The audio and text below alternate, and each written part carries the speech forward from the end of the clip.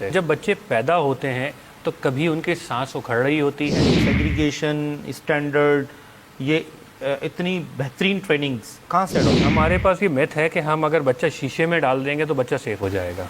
उस शीशे में कुछ भी नहीं। सोने पे सुहागा ये है कि ये छोटे सेंटर्स हैं, उसमें तो डॉक्टर भी नहीं होता, नर्स होता है। नर्स होता है। डर बेच, तो उस खौफ में लोग पैसे निकालते हैं। क्या डिफरेंस प्री मेच्योर बर्ड्स में रूरल एरियाज़ में और अर्बन एरियाज में? जैसे कराची में हम कहते तो हैं शहरी आबादी, लेकिन यहाँ पे भी बहुत गाँव गोड़ हैं। NICU का भी मतलब आप नाजरीन को बताएं और PICU का मतलब भी थोड़ा थोड़ा मैं चाहता हूँ कि आप बताएं ताकि लोगों को समझ आए। आजकल बड़ा कॉमन है कि बच्चा बोल नहीं रहा। इतना वेल ट्रेंड स्टाफ आप लोगों के पास है या इम्पोर्ट किया है?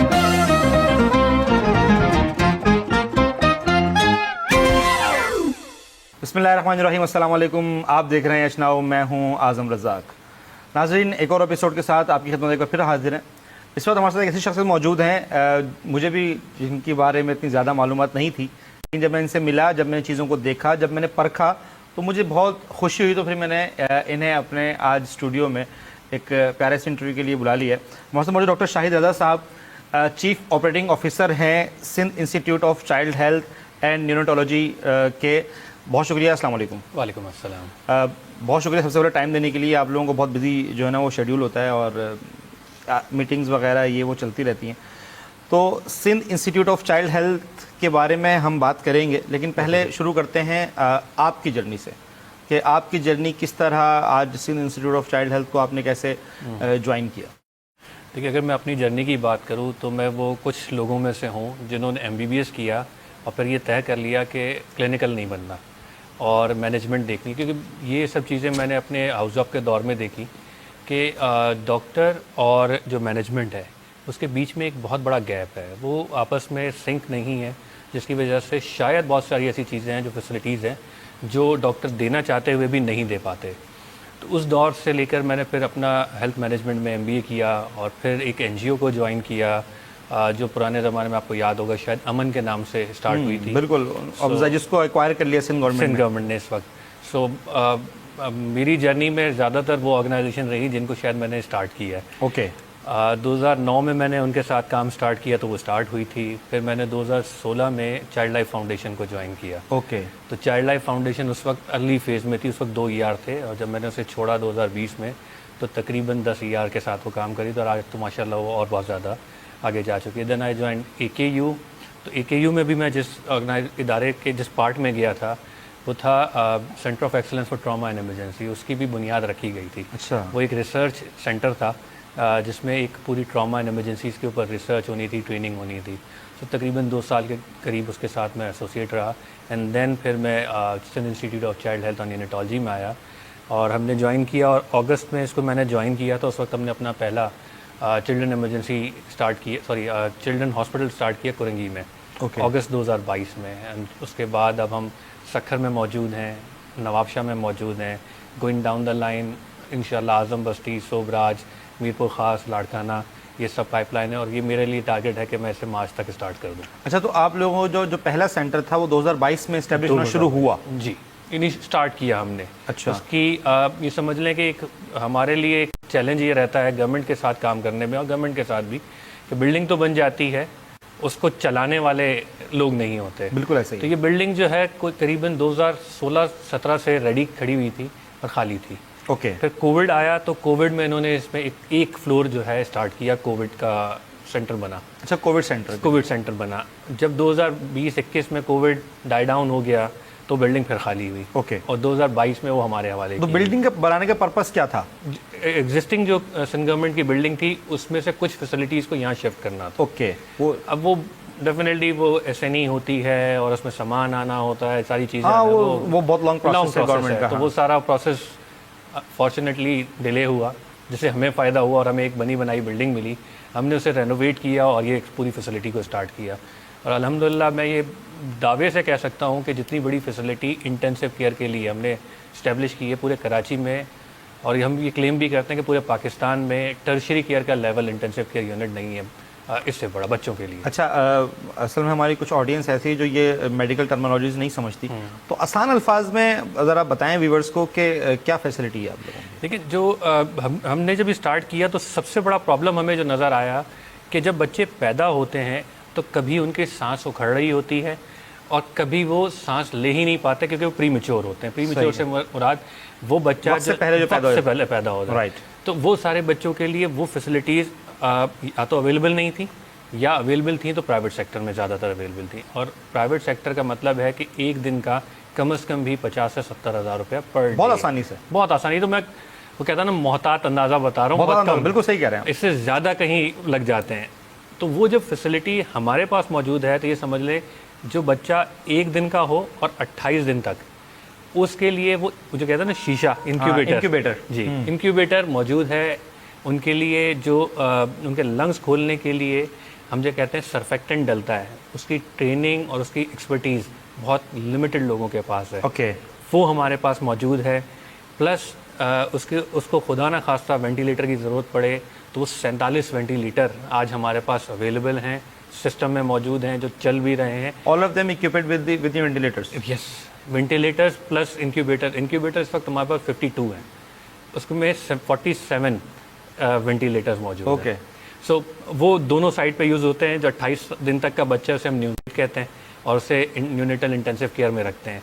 जो 28 दिन से बड़ा बच्चा होता है वहाँ से लेकर 14 साल तक का वो बच्चा जिसको आईसीयू की ज़रूरत है, क्योंकि आईसीयू हमारी टर्मिनोलॉजी में बहुत आसानी से समझा जाता है, तो हम ये कहते हैं पीडियाट्रिक आईसीयू, जो बच्चों के लिए एनआईसीयू जिसको हम नॉर्मली कहते हैं। हाँ, न्यूनेटल आईसीयू और पीडियाट्रिक आईसीयू दो अलग अलग टर्म्स हैं। अच्छा।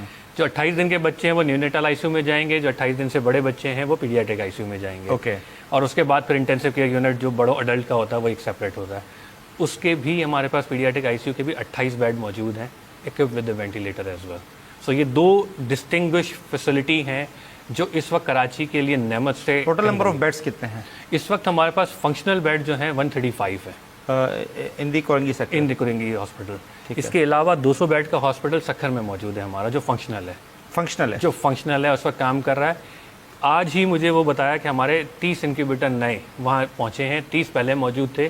तो हम ये कहते थे कि कराची सबसे बड़ी फैसिलिटी है। आज मैं एक हफ्ते बाद ये कहूँगा कि सखर सबसे बड़ी फैसिलिटी है हमारी। अगला सवाल यही था कि सखर हमारी सबसे बड़ी फैसिलिटी है। अगला सवाल यही था कि अभी तो आप कह रहे थे कि कराची सबसे बड़ी फैसिलिटी है, 200 बेड्स तो वहाँ पर है, तो सबसे बड़ी ये कैसे हुई? 200 बेड तो एक अलग, देखें इस तरह तो आप 500 बेड का एनआईसीएच भी मौजूद है, लेकिन जो इंटेंसिव केयर फैसिलिटी है, इक्विपमेंट्स, हाँ, वो नहीं है मौजूद। तो जो इंटेंसिव केयर की फैसिलिटी है वो अब इंशाल्लाह एक हफ्ते बाद मैं कहूँगा कि सखर की ये फैसिलिटी है हमारी, वो सबसे बड़ी है। और कुछ अरसे बाद, मे बी 2-3 महीने बाद, मैं ये कहूँगा कि कुरंगी वापस से बड़ी होगी, क्योंकि इसके भी 10 इंक्यूबेटर और आ जाएंगे। अच्छा। तो इस तरह ये 62 से 65 बेड का ये बन जाएगा। 60 बेड का हमारा इंशाल्लाह सखर में मौजूद है। फिर नवाबशाह में हमारे 40 बेड की फैसिलिटी ऑन हो जाएगी इंशाल्लाह। लाड़काना में तकरीबन हमारे 40 बेड का एक न्यूनेटल आईसीयू बन जाएगा मार्च तक। तो ये रीच होगी इंशाल्लाह हमारी टिल मार्च।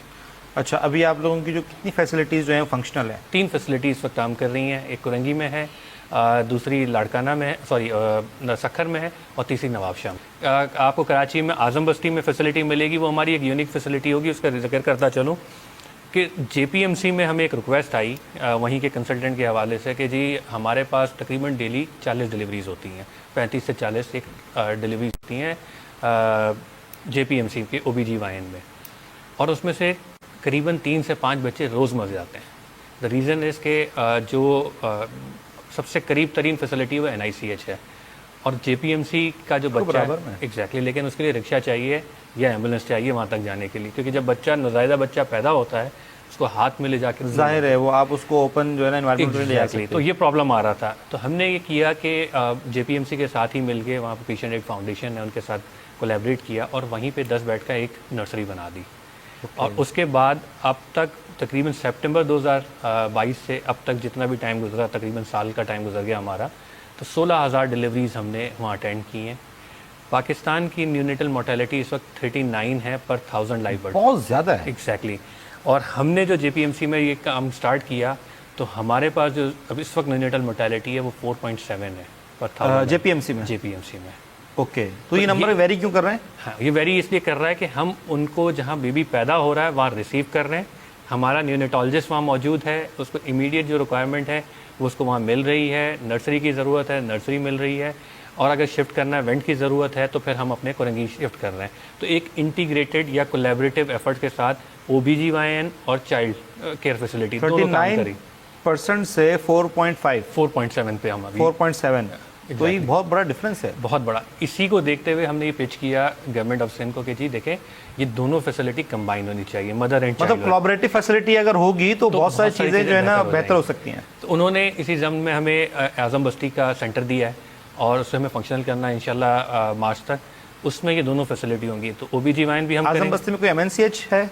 आज़म बस्ती में एक अर्बन हेल्थ केयर सेंटर है जो 50 बेड का था, एक फैसिलिटी बनी वो थी। डिस्ट्रिक्ट जो यूनिट होता है वो जी DHO के अंडर आता है। DHO के अंडर में जो आता है वो फैसिलिटी फंक्शनल थी, OPD हो रही थी, लेकिन उसका इन पेशेंट नहीं चल रहा था। तो अभी रिसेंटली बनी थी, उसका प्रोसेस होना था। तो वो एक ऐसी लोकेलिटी है कि जो पूरे तकरीबन मैं अगर मैं कहूँ तो कम से कम भी 20 लाख की आबादी तो होगी। हाँ, उस डिस्ट्रिक्ट महमूदाबाद और ये सारी चीज़ें की जगहों पर अगर ले जाएं तो वो उस आबादी को कवर करेंगे हम, उनकी मेटर्निटी वाला पार्ट भी और ये चिल्ड्रन वाला भी। अच्छा, एक यकीनन आपके पास नंबर्स होंगे सर्वे के। मिसाल के तौर पर अगर 1 लाख की आबादी है तो बर्थ रेट क्या होता है तकरीबन?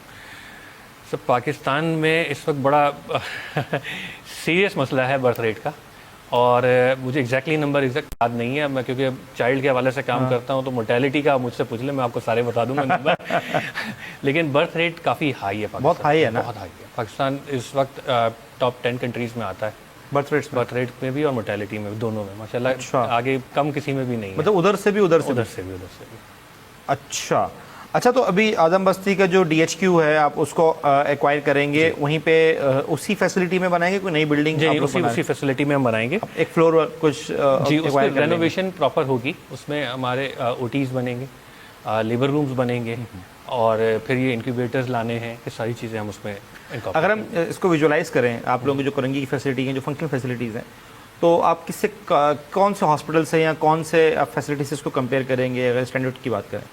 देखिए, वेरी ऑनेस्टली अगर मैं स्टैंडर्ड की बात करूं तो इस वक्त मैं अपने आप को किसी से भी कंपेयर नहीं करता। उसका रीज़न ये है कि we are far ahead from all the facilities, private sectors, even private sectors. Okay, ठीक है। मैं आपको उसकी एग्जांपल देता चलूँ कि हमारे पास एक बच्चा था जो 58 डेज़ तक रहा। अच्छा, 58 डेज़ तक रहना मेरे लिए शॉकिंग नहीं है, ये किसी के लिए भी, आपके सुनने वालों के लिए कि 58 दिन, लेकिन एक जो हैंडल कर रहा है उनके लिए है ना। हाँ, और उसमें जो कैच है वो ये है कि वो बच्चा 12 दिन एक प्राइवेट सेक्टर के हॉस्पिटल में रह के आया। राइट। और एक डॉक्टर का बच्चा था, वो 12 लाख रुपए का उसका बिल था 12 दिन का। सो अज्यूम ये करें कि अगर वो 58 डेज उसी प्राइवेट हॉस्पिटल में रहता तो घर बेचता। एग्जैक्टली। तो कितना ही अमीर आदमी हो, 60 लाख रुपए उसका एक बच्चे का 1 महीने के 2 महीने के अंदर खर्च करना आसान नहीं है। तो ये वो ब्लेसिंग है जो कि मेरे हिसाब से गवर्नमेंट ऑफ सिंध ने दी हुई है लोगों को, नहीं, ये वाकई जिसके लिए वो इतना खर्चा कर रहे हैं। प्राइवेट सेक्टर में अगर हम क्वालिटी वाइज और इन्फेक्शन कंट्रोल के हिसाब से अगर हम बात करें तो हम AKU को मैच करते हैं। ओके, ठीक है। अगर हम AKU बेंचमार्क है ना? एग्जैक्टली बेंचमार्क है। लेकिन हम ये बिलीव करते हैं कि जो हमारा सर्वाइवल रेट है इस फार अहेड। हाँ, ये बात बहुत काम की है। हाँ, सर्वाइवल रेट आप लोगों का क्या है? देखिए, हम ये बात करते हैं कि हमारा इस वक्त जो क्यूमुलेटिव सर्वाइवल रेट है 92% है। ओ माशाल्लाह। ठीक है। और इसी को अगर हम ये कहें कि न्यूनेटल में, अच्छा, एक बड़ा अच्छा तरीके से लोग यूज़ करते हैं सर्वाइवल रेट, सब आपको ये बताएंगे वो बच्चे जिसको कोई कंजेनाइटल बीमारी, मतलब पैदाइशी कोई बीमारी हो, तो उसको तो एक्सक्लूड कर देते हैं कि इस पे तो हमने मेहनत की, लेकिन ये तो वो जाहिर है वो नहीं है, इसको हटा के हम बात करेंगे, तो इसलिए हमारा सर्वाइवल रेट इतना है। हम ये जो आपको 92 का दे रहे हैं इसमें सब शामिल है। अच्छा, वो बच्चे जिनका पैदाइशी कोई कंजेनाइटल प्रॉब्लम है या कोई भी, तो कैसे ट्रीट करते हैं? कोई सर्जरीज करते हैं, क्या करते हैं? नहीं, हम ये कहते हैं कि वो बच्चे जिन पे हमने एफर्ट्स किए, जो सर्वाइवल जिनका बहुत कम था, वो एक्सपायरीज हुई होंगी हमारे साथ भी, ऐसा नहीं कि हम बचा लेते हैं। लेकिन वो बच्चे जो ठीक कंडीशन में और बुरी हालत में आते हैं, जो ठीक हैं लेकिन बुरी हालत में, समझ गया मैं, उनको हम बचा लेते हैं, जो इन्फेक्टिव होते हैं। हमने किया ये है कि हमारा 2 रूम जो है, हमने तकरीबन कोई 25 बेड, आधे बेड जो है हमने वो रखे हैं जो सेप्टिक रूम कहलाता है। अच्छा, आपने सेग्रीगेट ओके। सेप्टिक रूम कहलाता है, उसमें वो बच्चा आता है, उसका कल्चर होता है, कल्चर नेगेटिव आता है तो क्लीन रूम में जाता है, तो क्रॉस इन्फेक्शन के चांसेस बहुत कम है। ये हमारा एम है। और क्योंकि वो जो छोटा बच्चा है ना, वो बड़ा प्रोन है इन्फेक्शन के लिए। अच्छा, उसको हम ये कहते हैं कम टच करेंगे, प्रॉपर केयर देंगे और इन्फेक्शन से बचाएंगे। ओके। अगर ये 3 चीज़ें करें, आपका NICU का सर्वाइवल रेट वैसे ही बढ़ जाएगा। ये जो पूरी फैसिलिटीज़ की सेग्रीगेशन, स्टैंडर्ड, ये इतनी बेहतरीन ट्रेनिंग्स कहाँ से अडॉप्ट किया? हम लकी हैं कि हमारे पास वो सारी क्रीम मौजूद है जो जिन्होंने ये सारा सेटअप स्टार्ट किया। इट्स नॉट दैट इजी कि आप इस चीज़ को एग्जीक्यूट करें। एग्जैक्टली हमारे पास प्रोफेसर सैयद रेहान अली हैं जो कि हम ये कहते हैं कि नियोनेटोलॉजी में हमारे चैम्पियन हैं। उन्होंने नियोनेटोलॉजी AKU के साथ भी की है, उन्होंने नियोनेटोलॉजी इंडस हॉस्पिटल के साथ भी की है। ओके ठीक है, ये सारे करने के बाद आज वो हमारे साथ हैं और जब ने स्टार्ट किया वो हमारे स्टार्ट में है। इसी तरह पीडियाट्रिक इंटेंसिव केयर को लाने वाले या उनकी हम कहते हैं रेजिडेंसी प्रोग्राम है, फेलोशिप प्रोग्राम है, वो डॉक्टर अनवार हैं, प्रोफेसर अनवार उल हक हैं। उन्होंने AKU के साथ काम मैंने किया इनका हुआ नाम है। सुना हुआ है। जी, इंडस में भी रहे हैं, बॉस्टन से वो ट्रेनिंग लेके आए हुए हैं। तो ये वो लोग हैं जिन्होंने मतलब हम मैनेजमेंट वाले हैं ना, हम कहते हैं कि अच्छा ये 7 बेड आपने एक कमरे में रखें, एक आध और रख लें, तो वो हमें काम नहीं करने देते। मतलब ये गैप होना चाहिए वरना काम नहीं कर सकते हम। वो स्टैंडर्ड देखते वो हैं ना। स्टैंडर्ड लेके आए हैं। सही। वो हमसे ये कहते हैं कि जी वो 100 स्क्वायर मीटर का जो है ना एरिया है, इसमें तो एक ही बेड आएगा, इससे ज़्यादा नहीं आ सकता, ताकि वो जो वायरस है वो आप ट्रैवल ना कर सके, क्रॉस कंटेमिनेशन ना हो, क्रॉस इन्फेक्शन ना हो। तो ये 2 सीनियर फैकल्टी हैं जिसे हम कहते हैं कि ये हमारे बैकबोन है। ये पॉलिसी मेकर्स हैं? Yes, they are policy makers. अच्छा, तो Neonatology अभी और ये आप लोगों के intensive साथ हैं? जी बिल्कुल, हमारे साथ तो ये मौजूद हैं। किस पोजीशंस पर हैं? क्या ये हमारे चीफ कंसल्टेंट हैं। हम एक को चीफ नियोनेटोलॉजिस्ट कहते हैं और एक को चीफ इंटेंसिविस्ट कहते हैं। तो यानी कि जो बोर्ड मीटिंग्स होती हैं या कोई पॉलिसी बनती है, थिंक टैंक यही होते हैं? क्लिनिकल जितने भी डिसीजंस हैं वो इनके कंसल्टेशन के साथ होते और ऑपरेशनल? ऑपरेशनल हमारे प्रोफेसर सैयद जमाल रज़ा एग्जीक्यूटिव डायरेक्टर्स हैं। 10 साल का उनका NICH का भी एक्सपीरियंस है और भी माशाल्लाह उन्होंने काफ़ी एंडोक्राइनोलॉजिस्ट हैं, पीडियाट्रिक एंडोक्राइनोलॉजिस्ट हैं, उनका भी एक रोल है। तो ये एक समझ लें हमारा प्रोफेसर combined जमाल activity है। Combined activity. प्रोफेसर जमाल हैं, सैयद रेहान अली हैं, डॉक्टर अनवार उल हक हैं, तो हम मिल के एक डिसीजन लेते हैं। तो एक क्लिनिशियन का भी इनपुट होता है, एक मैनेजमेंट का भी इनपुट होता है। अच्छा, डेफिनेटली बहुत क्लीन, ये तो ज़ाहिर है जानने वाले फील्ड के लोग इन सबको बहुत अच्छी तरह जानते हैं।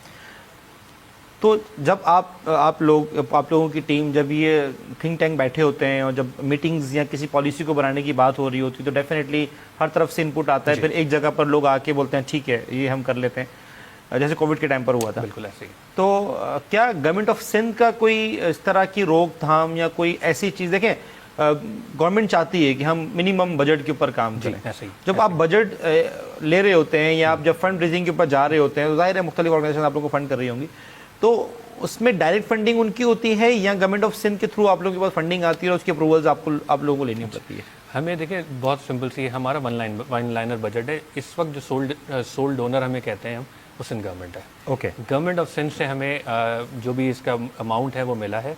We are generating our funds, ऐसा नहीं है कि वी आर नॉट जनरेटिंग। तो काटी है या और भी ऑर्गेनाइजेशंस हैं जितने भी CSR वगैरह, जी, हाँ। जो CSR है, यूनिसेफ है और भी लोग हैं, तो उनके साथ मिलके भी हमें फंडिंग हम जनरेट कर रहे हैं और मुख्तलिफ प्रोजेक्ट्स कर रहे हैं।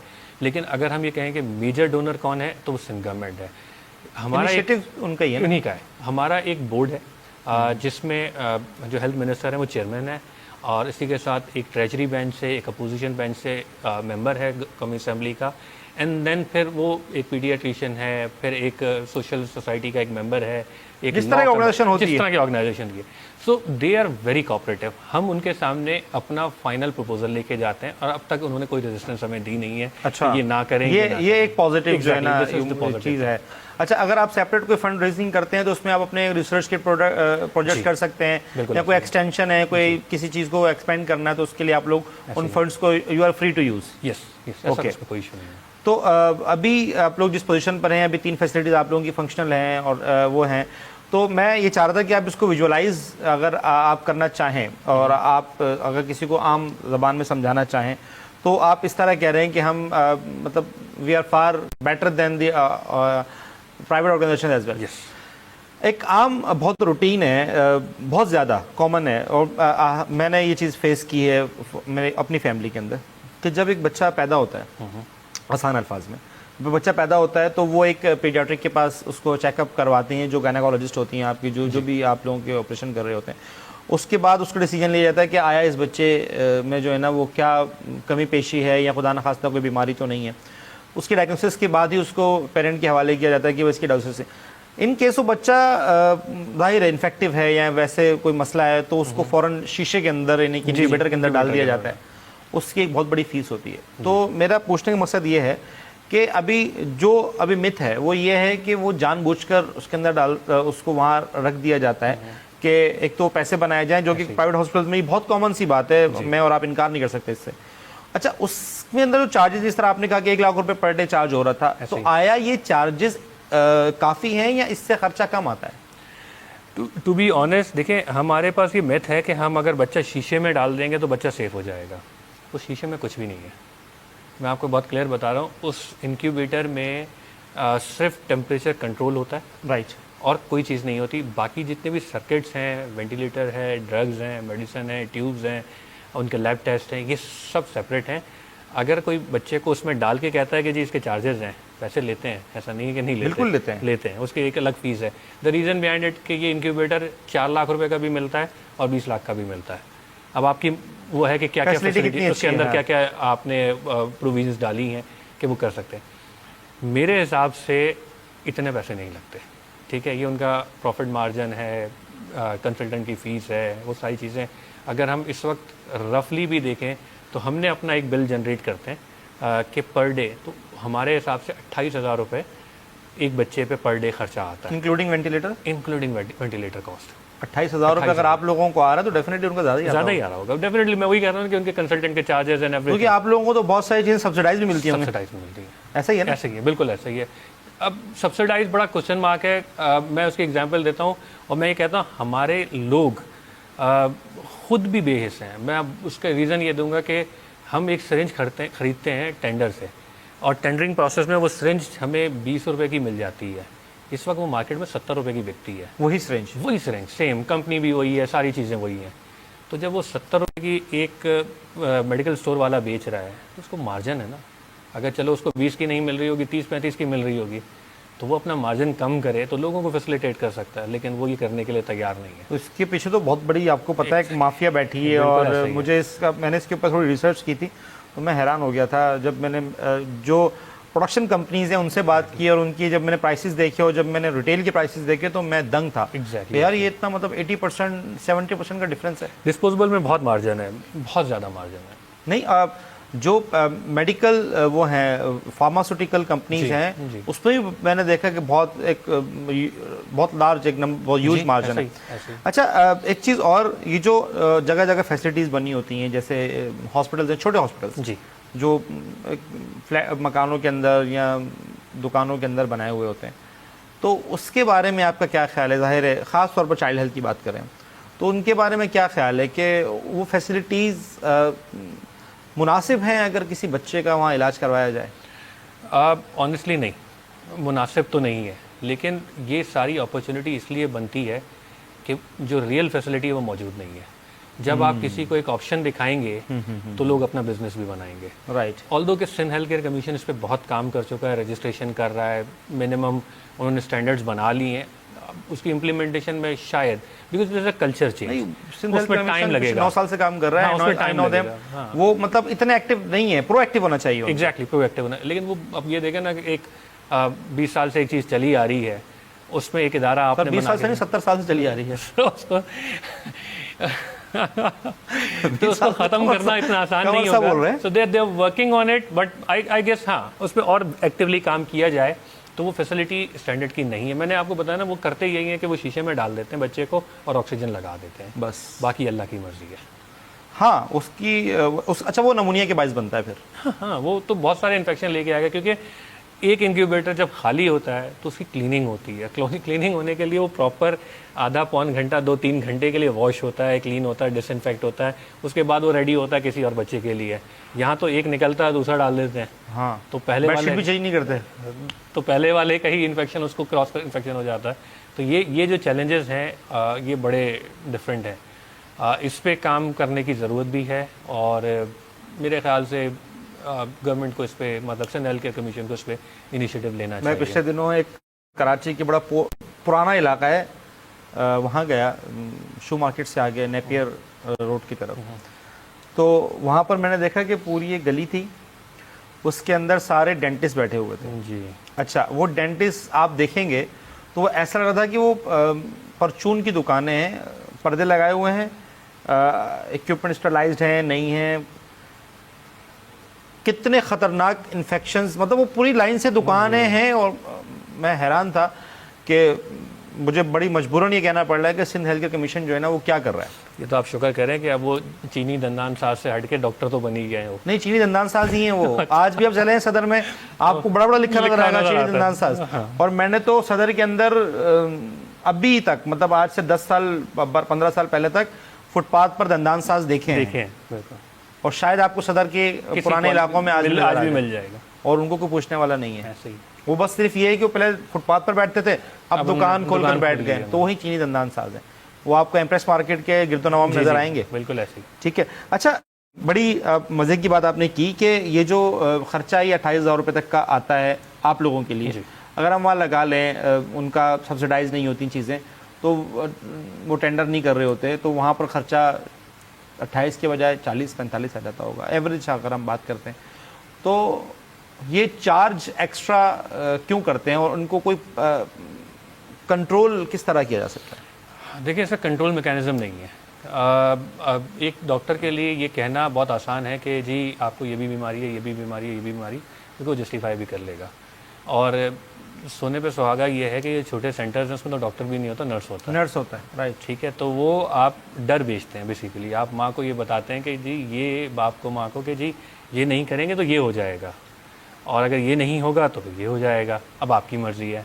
तो उस खौफ में लोग पैसे निकालते हैं, वो इमोशन से खेलते हैं। वो भाई ये हो जाएगा, यहाँ साइन कर दो, खुदा ना खास्ता कुछ हो गया तो ये हो जाएगा, और अगर आप बच्चा यहाँ से लेकर जा रहे हैं और रास्ते में कोई मसला हो गया तो इसके जिम्मेदार आप होंगे, हमें क्लेम नहीं है। तो वैसे कौन सा क्लेम होता है? ऐसे ही खुदा ना खास्ता अगर आपके पास कुछ हो गया तो कौन सा क्लेम? डर बेचते हैं। और एक माँ बाप के लिए बच्चे से ज़्यादा तो कीमती कोई चीज़ होती नहीं है। अच्छा, ये प्री मैच्योर जो वो हैं बर्थ हैं, इसकी क्या वजह है? इसमें जो मेन कंसर्न है वो न्यूट्रिशन का है। जो हमारी माएँ हैं ड्यूरिंग प्रेगनेंसी अपना ख्याल नहीं रखती या नहीं रख पाती, दोनों चीज़ें। नहीं रखने वाला एलिमेंट कम है।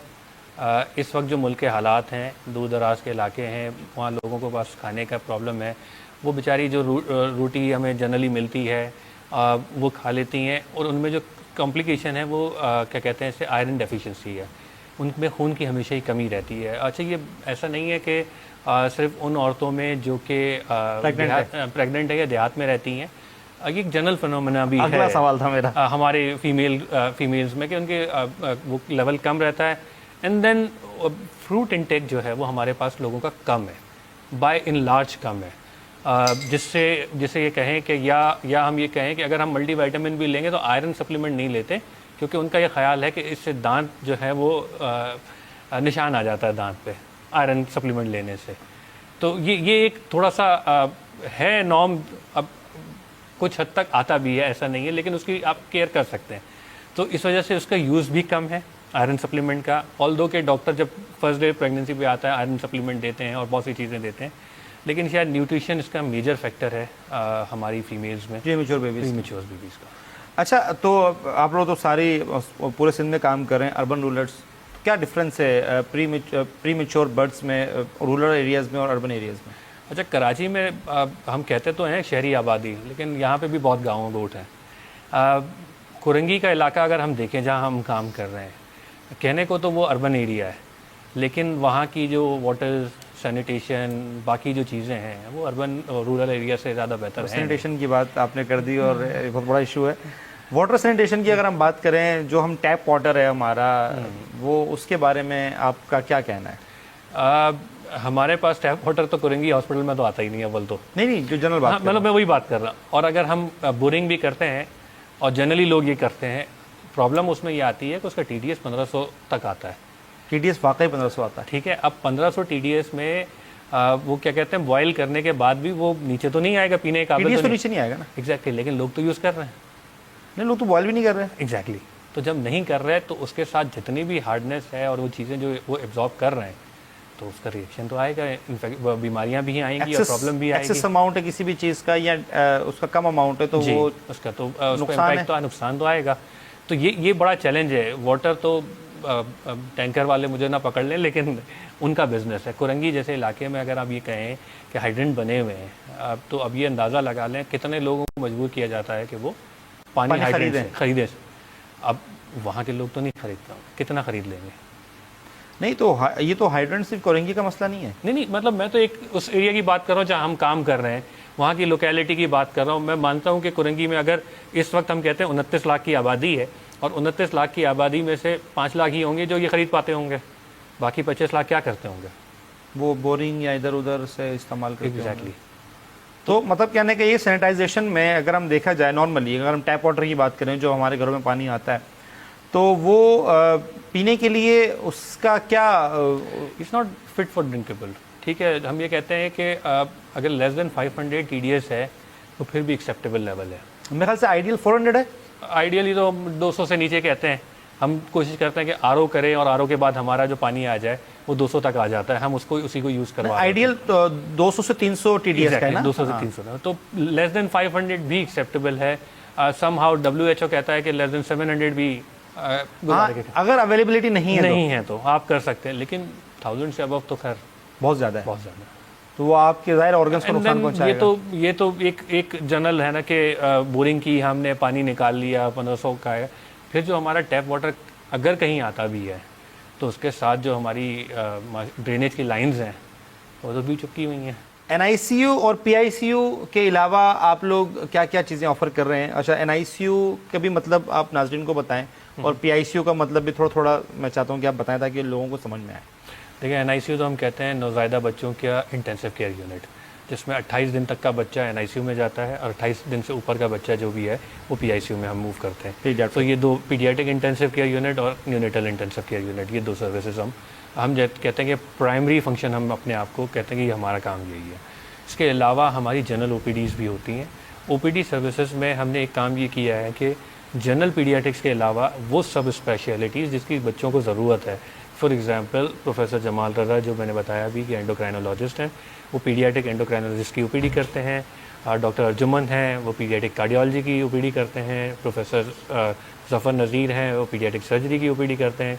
इसके अलावा डॉक्टर फरीदा जान हैं जो न्यूरोलॉजी की OPD करती हैं। डॉक्टर शबीता बाई हैं, वो हमारी नेफ्रोलॉजी की OPD करती हैं। सो ये मिला के कोई 8 फैसिलिटीज़ हैं जो कि हम इस वक्त ऑफ़र कर रहे हैं। वो सब specialities apart from general paediatrics, तो वो सब सर्विसेज हम OPD सर्विसेज में दे रहे हैं। इसके अलावा एक यूनिक सर्विस जो हमें कुछ हमारे कहते हैं ना, हमने 2-4 कदम बढ़ाए तो हमें पता चला कि ये बहुत ज़रूरी है, वो हम कहते हैं रिहेबिलिटेशन यूनिट।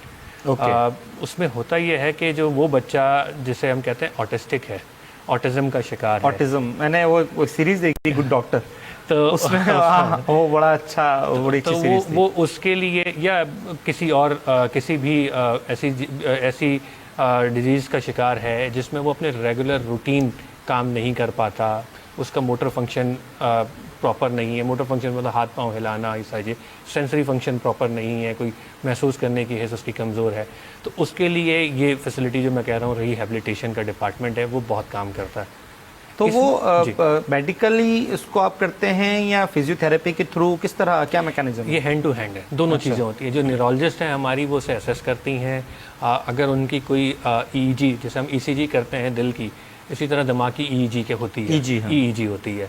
EEG की फैसिलिटी मौजूद है, EMG की फैसिलिटी मौजूद है कि जो मसल्स की भी मूवमेंट्स को देखें कि उसमें कोई प्रॉब्लम है, तो वो सारी चीज़ें मौजूद हैं। इनके साथ साथ जब वो डायग्नोज कर दिया जाता है तो उसमें जो मेजर रोल है वो 2 लोगों का हम ये कहते हैं, एक ऑक्यूपेशनल थेरेपिस्ट, दूसरा फिजियोथेरेपिस्ट। फिजियोथेरेपिस्ट उसकी एक्सरसाइजेस करवाता है, मसल्स को कॉन्टेक्चुअर है, मतलब अगर कोई मसल ऐसे हैं जो कहते हैं ब्लॉक बन गया है, कोई ऐसी चीज़ है जिसमें मसल की मूवमेंट को रिस्ट्रिक्ट कर रही है कोई चीज़, रोक किस तरह की ऐसी चीज़ को, तो उसको ब्रेक करना, उसे कॉन्टेक्चुअर करते हैं, उन सबको ब्रेक करना वो फिजियोथेरेपिस्ट कर रहा होता है। एंड देन ऑक्यूपेशनल थेरेपिस्ट को वो ट्रेनिंग करवाता है जो उसको रूटीन में घर में ज़रूरत पड़ी। फॉर एग्जांपल खाना खाना है, पानी पीना है, खाना मांगना है, वॉशरूम जाना है, किस तरह, तो वो बच्चा इस लेवल पे ले आते हैं कि वो डिपेंडेंसी जो माँ के ऊपर है वो कम हो जाए। माँ खुद अंडरस्टैंड करे तो बच्चा खुद से बोले और प्लस वो अपना काम खुद कर ले, एटलीस्ट जो बेसिक काम है वो अपना वो खुद से कर ले। क्योंकि देखिए आज वो बच्चा है, कल जब वो बड़ा हो जाता है वो बर्डन बनता जाता है, वो आदत भी रह जाती है। एग्जैक्टली, माँ बाप भी बेचारे एज गुजर जाती है, बूढ़े हो जाते हैं, वो एक जवान बच्चा जो जवान हो चुका है, अब उसकी वो आदत, उसको ना वो उठ रहा है, ना वो खा रहा है, ना वो पी रहा है, खुद उसको खिलाना पिलाना, वो एक बर्डन बनता जाता है। और फिर अल्लाह ना करे किसी के माँ बाप जाएं, लेकिन अगर वो चले जाते हैं तो फिर भाई बहनों के लिए तो वो बहुत बड़ा बर्डन हो बहुत जाता बड़ा बर्डन हो जाता है, और उनको फिर रखना, और फिर वही सारी चीज़ें हैं वो इग्नोर होते हैं और फिर बीमार होते हैं और बहुत सारी चीज़ें हो जाती हैं।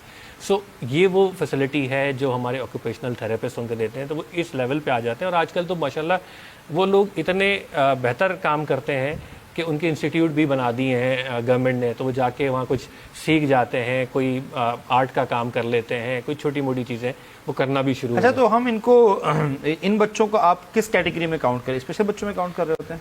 हाँ, आप स्पेशल बच्चे कह लें, हम उसे कहते हैं कि डिफरेंटली एबल है। डिफरेंटली एबल मतलब नई टेक्नोलॉजी वही है। हाँ। तो आप जिस तरह उसको करें, लेकिन बेसिकली वो हैं बेचारे वो स्पेशल बच्चे जिनके लिए हमें इतना करना है कि वो अपना रूटीन का काम कर सके। तो ये आप लोगों के पास ये फैसिलिटी है कि आप उन्हें रिहेबिलिटेट करते हैं, तो किस तरह उनको रखते हैं, या उनको डेली बेसिस या वीकली बेसिस पे बुलाते हैं? अच्छा, जनरली मार्केट में ये है कि वो हफ्ते में 3 उनके सेशंस होते हैं, और आपको पता है वो एक जो छोटा इंस्टीट्यूट भी ऐसा खुला हुआ है तो 1000 रुपये लेता है एक सेशन का, तो वो दिन हफ्ते के 3000 रुपये उसके हैं। और तकरीबन जो मुझे एक हमारे जो फिजियोथेरेपिस्ट और ऑक्यूपेशनल थेरेपिस्ट उनसे बात हुई, तो उन्होंने कहा सर ये कोई 60 सेशन कम से कम लगते हैं उसको इस लेवल पे लाने के लिए कि वो कुछ कर सके।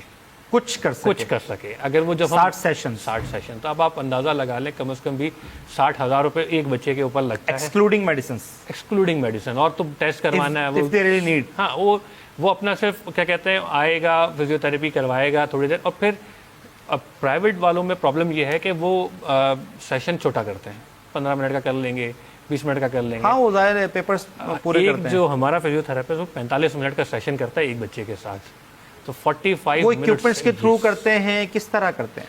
हर चीज़ मौजूद है, कार्ड्स भी होते हैं, उनकी बॉल्स भी होती हैं, सेंसरी टच के लिए जो सॉफ्ट वो टॉयज़ होते हैं वो भी मौजूद हैं।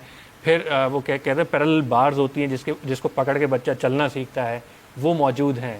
आजकल तो वो थेरापेटिक अल्ट्रासाउंड है, वो भी उन्होंने हमसे मंगवा के वो भी इस्तेमाल करना शुरू किया मसल की मूवमेंट्स के लिए। अच्छा, ये 2 सेशन तो वो दोनों हमारी बच्चियां कर रही होती हैं। एक और चीज़ होती है, आप आजकल बड़ा कॉमन है कि बच्चा बोल नहीं रहा या देर से बोल रहा है या तोतला रहा है, तो उसके लिए हमारे पास स्पीच थेरेपिस्ट मौजूद है ताकि वो चीज़ें भी आहिस्ता आहिस्ता कराएं। एंड देन जो एग्रेसिव नेचर होती है बच्चों की, अक्सर आजकल हमारे और ये इसको इग्नोर किया जाता है। हाँ, हमारे दौर में तो ये बिल्कुल इग्नोर हो जाती थी। हमें तो अगर कोई एग्रेसिव होते थे तो माशाल्लाह 2 पढ़ते थे और सही रहते थे, एग्रेशन सारा सीधा हो जाता था हमारा। लेकिन आजकल के बच्चों को हम कहते हैं कि बड़े सेंसिटिव हैं, तो वो जो है उसके लिए फिर हमारे पास साइकोलॉजिस्ट हैं जो उनके साथ सेशंस करती हैं, जो उनको उस लेवल पे लाती हैं कि एग्रेशन को किस तरह कम करना है, क्या क्या चीज़ें करना है। अब ये पहले हम सोचते थे इसे बड़ों में होता है, और अभी बच्चों में भी होता है। अच्छा, ये बड़ी मतलब एक पते की बात है कि वही आप वाली बात कि हमारे टाइम पर तो ना रुझान था और ना ही पता था कि अब तो हम देखते हैं बच्चों को नहीं मारो नहीं, बच्चों को डांटो नहीं, बच्चा वो हो जाएगा, बच्चा फलाना हो जाएगा, बच्चा ढिमकाना हो जाएगा।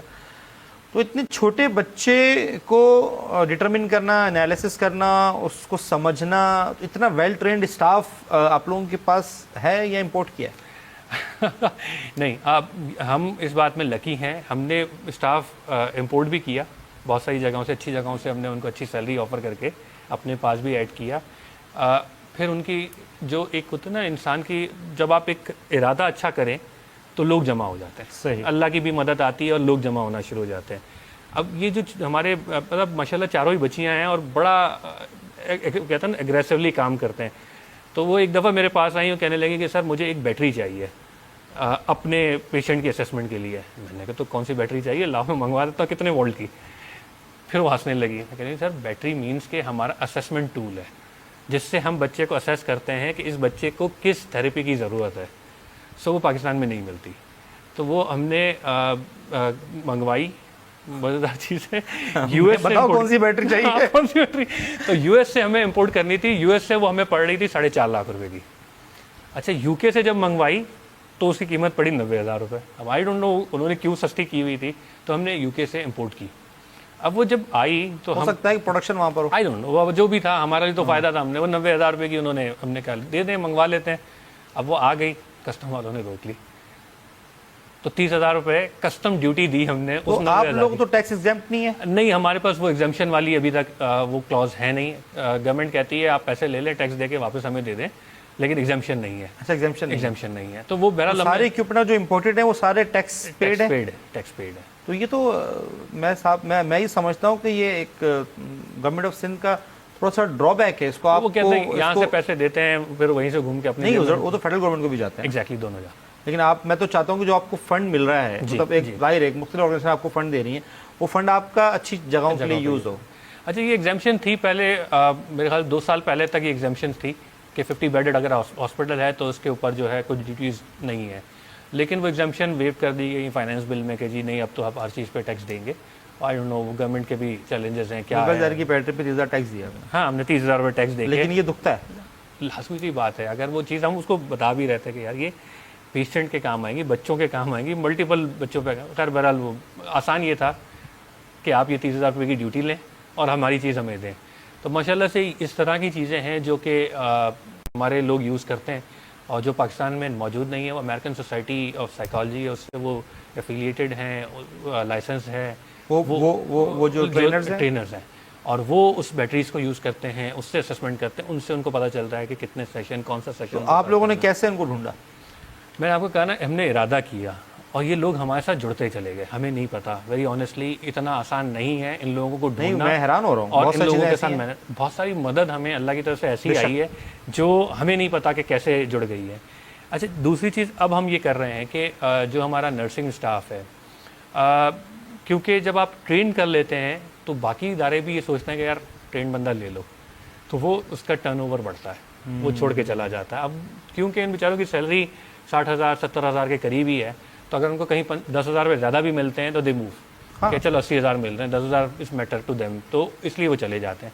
तो इसका जो हमने किया, हमने अपना ट्रेनिंग प्रोग्राम स्टार्ट किया, नर्सिंग का भी और टेक्नीशियन कोर्सेज का भी, रेडियोलॉजी का, लेबॉर्ट्री का। तो हमने अभी पहला बैच कंप्लीट किया था 20 लोगों का, और उनको हमने जॉब ऑफ़र की।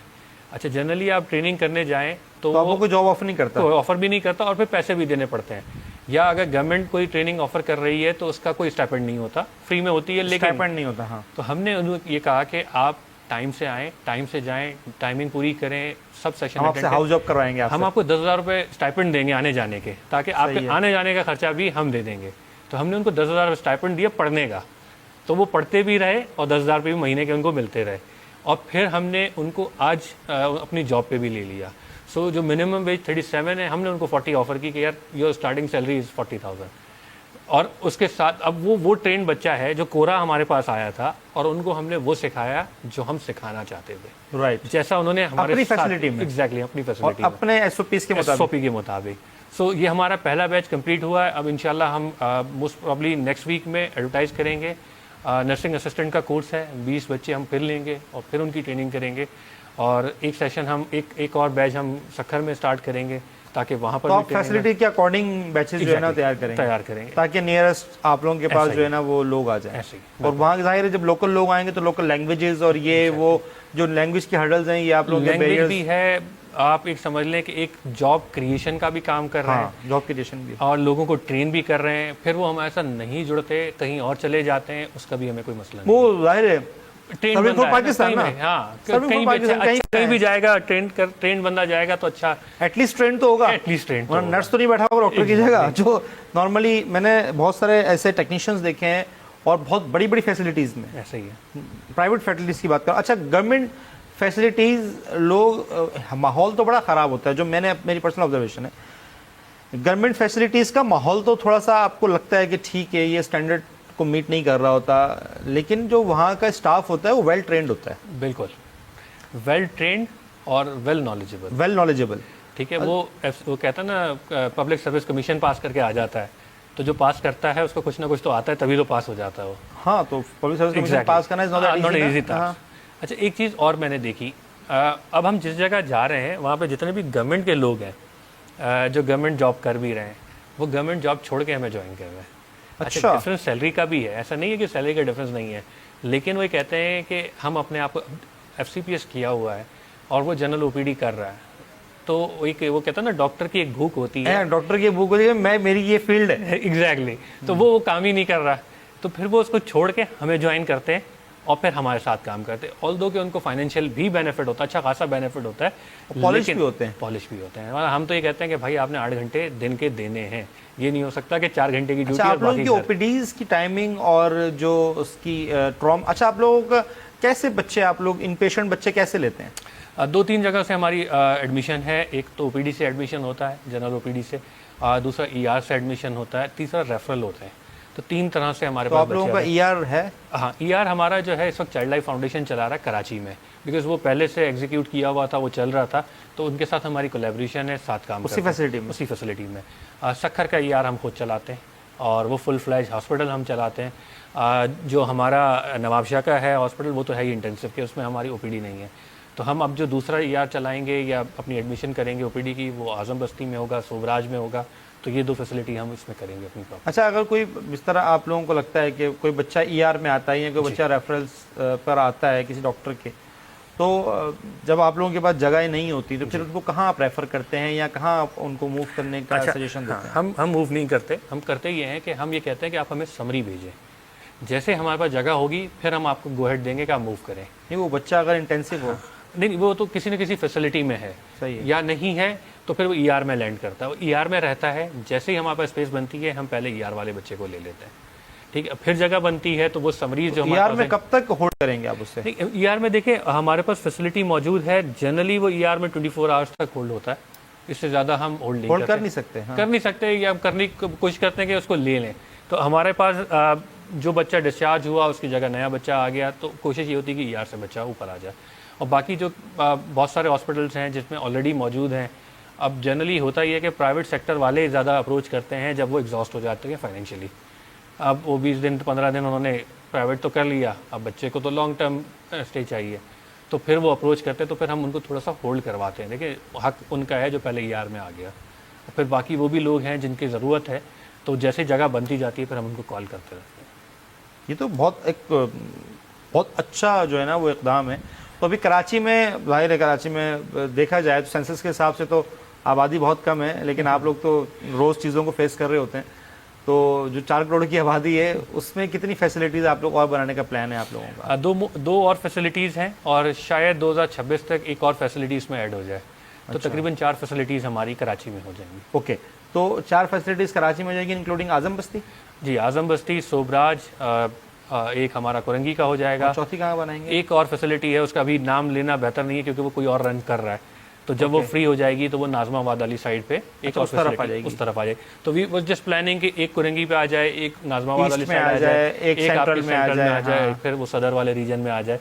तो एक तरह से एक नेटवर्क आपका पूरे कराची में फैला हुआ होना चाहिए, तो जिसको हम तो अच्छा, तो आप जिस तरह भी आपने कहा कि कोलैबोरेटिव जब आप लोग काम करते हैं तो उसमें मोर्टेलिटी रेट जो है ना वो बहुत कम होता है, हो जाता है। तो ऐसा क्यों नहीं करते कि जो ऑलरेडी जहाँ पर आप लोगों का ऐसा जो मैटरनिटी सेंटर्स हैं गवर्नमेंट के, जी। उनके साथ ही कोई फैसिलिटी बनाई जाए ताकि बहुत ज़्यादा आसानी हो जाएगी उसमें? जी, जो मैंने आपसे कहा कि आजम बस्ती और सोबराज वो दोनों ऐसी फैसिलिटी हैं जो मैटरनिटी होम्स मौजूद हैं, उनके साथ हम बना रहे हैं। ओके, वो DHQs हैं? जी जी जी, सोबराज जनरल हॉस्पिटल KMC के अंडर आता है, उसमें इस वक्त OBGYN चल रहा है, पीडियाट्रिक हम स्टार्ट कर देंगे, तो एक फैसिलिटी मदर एंड चाइल्ड की वहाँ डेवलप हो जाएगी। आजम बस्ती मदर एंड चाइल्ड हो जाएगी। नवाबशाह में जहाँ हम इंटेंसिव केयर कर रहे हैं मदर एंड चाइल्ड मौजूद है वहाँ पे। तो ये 3-4 फैसिलिटी हमारी हैं। मीरपुर खास में अगर प्लान है हमारा जो, उसमें भी हम यही प्रपोज़ कर रहे हैं कि मदर एंड चाइल्ड लेके चलें। जामशोरों में एक बन रहा है जायका के ताउन से एक हॉस्पिटल, जो कि जायका के जापानीज़ के तहत, तो ये इंशाल्लाह सितंबर 25 में बन जाएगा, वो भी मदर एंड चाइल्ड के साथ ही है। तो हमारा अप्रोच वही है। अच्छा, जायका बहुत अच्छी ऑर्गेनाइजेशन और मुझे अंदाज़ा है उनका, और उनके सामने एक छोटा प्रोजेक्ट किया था। लेकिन बहरहाल मैं ये कहना चाह रहा हूँ कि ये जो फैसिलिटीज़ बनेंगी तो आपको क्या लगता है कि कितने प्राइवेट हॉस्पिटल छोटे जो हैं वो उनका काम ख़त्म होने वाला है? उसकी वजह दो वजूहत हैं उसकी। जब आप मोर्टेलिटी रेट को कम करेंगे, जब आप अवेयरनेस, जब आप फैसिलिटी बनाएंगे तो डेफिनेटली जो लोग OPD में आएंगे, जो आसपास के लोग होंगे, उनको अवेयरनेस भी आएगी। जी, सही है। तो अब आप लोग ये बताएं कि अवेयरनेस की तरफ किस तरह जाना चाहते हैं, और जो प्राइवेट हॉस्पिटल्स हैं उनका जो मकरू धंधा है वो कैसे बंद होगा? अच्छा देख लें, अब हम ये 4 फैसिलिटी खोल भी लें तो मैं आपको एक रफली एस्टिमेट दे रहा हूँ कि पाकिस्तान में 66 लाख बच्चे पैदा होते हैं पर एनम। ठीक है, ये तो 66 लाख से आपकी आबादी बढ़ती है। अब आप इसको कहते हैं ना 24 करोड़ के ऊपर डिवाइड करें, ठीक है, और फिर 4 करोड़ के ऊपर डिवाइड करें, तो बच्चे की पैदाइश तो कम होगी नहीं। ठीक, हम फैसिलिटी भले एक्सटेंड कर लें, ये जो आप कह रहे हैं ना छोटे सेंटर्स, ये ज़रूर बंद हो जाएंगे। और छोटे सेंटर्स की बात कर रहा हूँ, कुरंगी में ये काफ़ी हद तक डाई डाउन हो चुके हैं। अच्छा जी, कुरंगी में ये सक्सेस स्टोरी है, ये सक्सेस स्टोरी है हमारी। अच्छा माशाल्लाह। अब बात यह है कि हम कुरंगी में और 4 जगहों पे चले जाएंगे तो उस एरिया में जो विसिनिटी में है वो तो बंद हो जाएगा, लेकिन somehow Karachi is a huge, आप बहुत अगर बड़ा है। बहुत बड़ा है। मतलब आप मैं और छोड़ें हदीद तक चले जाएं तो लांडी, मली, गुलशन हदीद और पता नहीं क्या क्या एरिया चले जाएंगे, टाउन एग्जैक्टली। हाँ। तो अब इन सारे लोगों की जगह तो उनका बिजनेस यहाँ से हट के कहीं और चला जाएगा। हाँ, यकीनन ऐसा ही होगा। तो ये एक एलिमेंट है जो कि शायद इतना आसान नहीं है ख़त्म करना। लेकिन खैर बहुत अच्छा इनिशिएटिव है। अभी आप लोगों के पास कितने लोग जो एम्प्लॉयमेंट जो है वो कराची में या और फैसिलिटीज़ पर अलग अलग इस वक्त अगर हम ऑल टुगेदर SICHN की एम्प्लॉयमेंट की बात करें तो जो लास्ट मैंने पेरोल गुजारा है वो 749 एम्प्लॉयज़ का है। अच्छा जी, 749, यस, 749 लोगों को एम्प्लॉयमेंट मिली है और वो काम कर रहे हैं हमारे और वो वेल ट्रेंड है। Well trained. अच्छा, आप लोग पहले ट्रेनिंग देते होंगे, फिर उनको वो पूरा प्रोसेस है हमारा एक ट्रेनिंग का। जो कराची ट्रैवल कर सकता है उनको हम कराची बुला के ट्रेन करते हैं, जो कराची ट्रैवल नहीं कर सकता तो हमारी यहाँ से टीम जाती है और उनको एक हैंड्स ऑन ट्रेनिंग करवाती है। ओके। इस वक्त भी जो नवाबशाह में फैसिलिटी मौजूद है तो पूरे पिछले 1 महीना जो गुजर रहा है हमारी नर्सेज और डॉक्टर्स हर हफ्ते के लिए जाते हैं, उनके साथ काम करते हैं, उनको हैंड्स ऑन ट्रेनिंग करवाते हैं और फिर 1 हफ्ते बाद वापस आते हैं, फिर दूसरी टीम जाती है। तो एक ऑन गोइंग प्रोसेस है जो चलता रहता है। अच्छा, आप लोगों को लगता है कि आप लोगों को सिंध गवर्नमेंट की तरफ से इन बजट मिल रहा है अपने ऑपरेशंस को स्मूथली चलाने के लिए? जी बिल्कुल। इस वक्त जो बजट सिंध गवर्नमेंट हमें दे रही है वो मोर देन इनफ है। अच्छा जी, हमारी क्योंकि इस्टेब्लिशिंग फेज़ में है तो हमारे बहुत सारे इक्विपमेंट ख़रीदना पड़ रहा है, तो उसके बावजूद भी आई एम सेइंग कि जी हमारा ऑपरेशनल कॉस्ट और सारी चीज़ें इस वक्त मेंटेन हैं, मैनेज्ड हैं और हमने फैसिलिटी को भी मेंटेन किया हुआ है। जनरली अच्छी बिल्डिंग बन जाती है, उसको सस्टेन करना और मेंटेन करना जो है गवर्नमेंट सेक्टर में मुश्किल है, बहुत मुश्किल हो जाता है, लेकिन हमारे साथ ये चैलेंज नहीं है। अच्छा, किसका एम था इसको इस्टेब्लिश करना? डॉक्टर जमाल रज़ा के साथ जो है मिनिस्टर हेल्थ डॉक्टर अज़रा फजल पेशियो ने और CM साहब, बहुत कंट्रीब्यूशन है जी। दोनों इन लोगों का आइडिया ये था कि जैसे NICVD ने एक्सपेंशन की है तो बच्चों में भी इसी तरह एक्सपेंशन होनी चाहिए। जैसे NICVD मल्टीपल जगहों पे खुला तो पीडियाट्रिक फैसिलिटीज़ भी खुलनी चाहिए। तो वो इनिशिएटिव जो है इन दोनों का है। मैं कहूँगा डॉक्टर अज़रा फजल पेशियो प्राइमरली जो हेल्थ मिनिस्टर हैं और CM साहब जिन्होंने इस पर कंट्रीब्यूट किया कि हाँ ये बहुत अच्छा इनिशिएटिव है और उसको लेके चलना। हाँ, जाहिर है अपने एक बजट में से एक बजट अलग से निकाल के देना ये बहुत बड़ा एक काम है। जी बिल्कुल, एक बहुत बड़ा काम है, क्योंकि और ऐसा है ना कि कराची में फैसिलिटी ना हो तो बंदा बोले चलो फैसिलिटी नहीं है, लेकिन एक NICH है और एक बहुत बड़ी फैसिलिटी है। एग्जैक्टली। लेकिन वो फिर ऐसा होता है कि वो जो आउटरीच एरियाज है ना वो कवर नहीं हो पाते NICH से। एग्जैक्टली, बहुत सारी चीज़ें ऐसी हैं वहाँ पर भी, और आपको पता है इतना ओवरबर्डन NICH रहता है। तो अभी आप लोगों 900 से ज़्यादा लोग आप लोगों के पास काम कर रहे हैं। आप लोगों का ये एम मैं ये पर्सनली समझता हूँ कि भाई आप जिस तरह की आपने मुझे विजुअलाइज़ किया, चीज़ें बताई, तो मैं तो ये समझता हूँ कि हर डिस्ट्रिक्ट में बल्कि हर टाउन में एक फैसिलिटी आप लोगों की एक होनी चाहिए, चाहे वो फॉरेन फंडिंग हो चाहे वो गवर्नमेंट फंडिंग हो। तो इसके ऊपर आप डेडिकेशन से जो है ना वो काम करें ताकि इस चीज़ को हम बेहतर से बेहतर की तरफ लेकर जाएं। हमने जी आप बताएं। मैं ये कह रहा हूँ कि हमारा ये विजन है। विजन ये था हमारा कि हमने कहा कि हर डिस्ट्रिक्ट में एक टर्शियरी केयर हॉस्पिटल पीडियाट्रिक का होना चाहिए।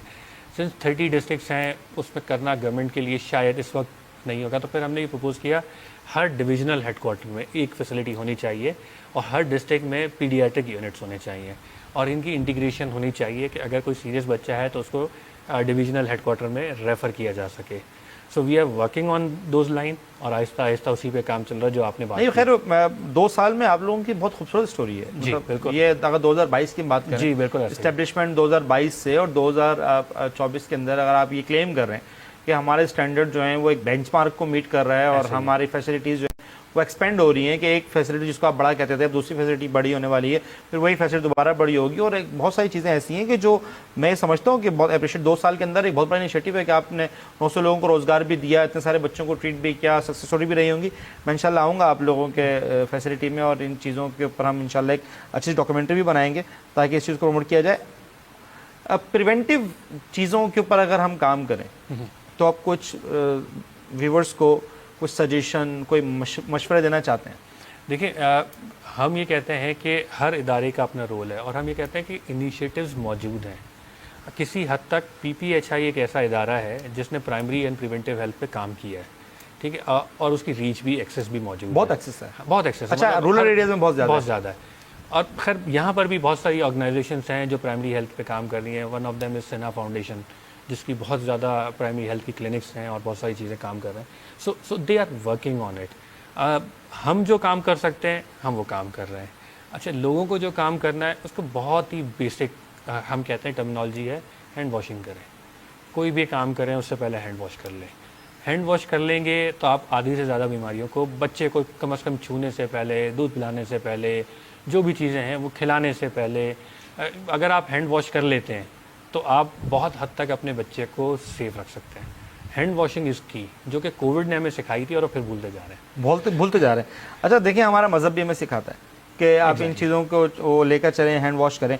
अच्छा, ड्यूरिंग प्रेगनेंसी कोई तो 2-4 सजेशन ऐसी जो की सजेशन, जैसे आपने हैंड वॉश की बात की सजेशंस जो है ना, अगर आप देना चाहें ड्यूरिंग द प्रेगनेंसी, जब आप प्रेगनेंसी कंसीव करते हैं या till the birth of the child, तो उसमें कोई चीज़ ऐसी बताना चाहें तो आप बिल्कुल बता सकते हैं बच्चे के हवाले से। अच्छा, देखिए, ड्यूरिंग प्रेगनेंसी जो 4 चीज़ें होती है, मतलब एक चीज़ होती है एंटीनेटल केयर। एंटीनेटल केयर में जो हमारी जितनी भी फैसिलिटीज़ हैं जो मदर एंड चाइल्ड को सपोर्ट करिए, पीपीएचआई की फैसिलिटीज़ हैं, उस पर एंटीनेटल केयर होती है। एंटीनेटल केयर के कम से कम 4 विजिट एक माँ को करने चाहिए उस डॉक्टर के पास, उस फैसिलिटी में जाके। वो उस फैसिलिटी में जब आप 4 विजिट करेंगी, वो आपको तमाम चीज़ें बता देगा कि क्या करना है। 7वें महीने पे, 6ठे महीने पे जो एंटी टेटनस का इंजेक्शन लगना है वो लगवाएं। अपनी खुराक को नॉर्मल करें। आजकल तो ये साशे देना शुरू हो गए हैं कि अगर माँ नहीं खा सकती तो वो एक न्यूट्रिशन एपेटाइजर टाइप, हाँ जी, न्यूट्रिशनिस्ट के लिए न्यूट्रिशन दे देते हैं। वो तमाम चीज़ें वहाँ मौजूद हैं, लेकिन होता ये है कि हम अपनी लापरवाही में विजिट ही नहीं करते। ये बस साल में, मतलब आप बच्चा है 9 महीने के लिए है, आप 2 दफ़ा चले गए, ज़्यादा से ज़्यादा 3 दफ़ा, कुछ नहीं होता। ये स्टैंडर्ड वो क्या है? हाँ, 4 कम से कम 4, कम से कम 4, और वरना हर महीने वो ज़रूर जाए। ओके, मतलब अगर आप नहीं जाते हर महीने तो फिर भी 4 दफ़ा 4 दफ़ा तो चले जाए। सही है, ताकि मिनिमम विजिट जो होने चाहिए वो तो आप कर ही लें। तो अगर टेटनस वगैरह ये वो लग जाए, जो टीके लगने हैं, जो वैक्सीन होनी है, जो आपको न्यूट्रिशन के हवाले से। अच्छा, ऐसा नहीं है कि आप अनार ही खाएंगे तो खून बढ़ेगा, आप गाजर खाएंगे तो खून बढ़ेगा। बहुत सारी ऐसी न्यूट्रिशन की चीज़ें हैं जो कि आपको डॉक्टर, वहाँ न्यूट्रिशनिस्ट बैठे होंगे, वो आपको बता देंगे कि आप इस तरह भी अपनी सेहत का ख्याल रख सकते हैं जिसका इम्पैक्ट बच्चे पे पड़ेगा। ऑल्टरनेटिव वेज हैं। एग्जैक्टली। तो वही चीज़ें अगर वो करना शुरू कर दें तो बहुत सी चीज़ें बेहतर हो सकती हैं। बच्चों के लिए क्या कहते हैं? हाँ, बच्चों के लिए तो मैं सिर्फ ये कहूँगा कि अगर वो माँ अपना ख्याल रखेगी तो बच्चा तंदुरुस्ती पैदा होगा। अगर माँ अपना ख्याल नहीं रखेगी तो बच्चा कभी भी तंदुरुस्त पैदा नहीं होगा। ठीक है, thank you so much doctor साहब, बहुत अच्छा लगा आपसे बात करके। बहुत सारे सवाल जवाब रह भी गए होंगे, तो इंशाल्लाह हम आपके फैसिलिटी में आएंगे, अपने जो व्यूवर्स हैं उन्हें दिखाएंगे कि जिन स्टैंडर्ड्स की आप बात कर रहे हैं वो स्टैंडर्ड वाकई ही आपकी आंखों के सामने मौजूद हैं और उनसे हमें फ़ायदा उठाना चाहिए। और इसका पूरा क्रेडिट मैं डेफिनेटली, अगेन मैं बड़ा दिल नहीं करता मेरा, लेकिन फिर भी सिंध गवर्नमेंट को जाता है। हाँ। क्योंकि हमारे कराची का हाल ऐसा है कि हम तनकीद भी करते हैं, लेकिन जहाँ पर इन सिंध गवर्नमेंट की अच्छाइयाँ हैं तो वहाँ पर हम उनको ज़रूर अप्रिशिएट, NICVD है, JPMC है, आप लोगों की जो फैसिलिटी है, तो पूरा क्रेडिट जो है वो जाहिर है सिंध गवर्नमेंट को जाता है और आप लोगों को खास तौर पर। एक छोटा सा कमेंट दूंगा। गवर्नर साहब हमारे पास आए थे विजिट करने, तो उन्होंने फैसिलिटी साहब जी, कामरान टेसोरी साहब, वो आए थे विजिट करने, और विजिट करने के बाद जब वो नीचे उतरे और मीडिया से उन्होंने एक बड़ा जुमला बोला, यार ऐसे ही काम करके इनको वोट मिल जाते हैं। नहीं, और देखिए बहुत बड़ी बात है, बहुत छोटे से उसने कह के वो चले गए, लेकिन फिर कोई शक नहीं है कि बहुत सारे काम, बहुत सारे मामला ऐसे हो चुके हैं। सिंध गवर्नमेंट अपनी मार्केट नहीं कर पाती उस तरह, लेकिन जिस तरह करनी चाहिए, लेकिन बहुत सारी ऐसी चीज़ें जो हिडन है और हमें 2 साल बाद पता चल रही हैं। तो हम अंदाज़ा लगाएं कि बहुत सारी और भी ऐसी चीज़ें ज़रूर होंगी जो हिडन होंगी। डॉक्टर साहब, बहुत शुक्रिया आपके टाइम का, आपके वक्त का, और बहुत शुक्रिया आपकी टीम का, ख़ास तौर पर अनम का जो हमें मिलवाया उन्होंने। तो मैं आपकी पूरी टीम का और मैं अपनी पूरी टीम का शुक्रिया अदा करता हूँ। नाज़रीन, ये था आज का एपिसोड। इंशाल्लाह आपसे मुलाकात होगी अगले एपिसोड में। अपना बहुत सारा ख्याल रखिएगा। अल्लाह हाफ़िज़।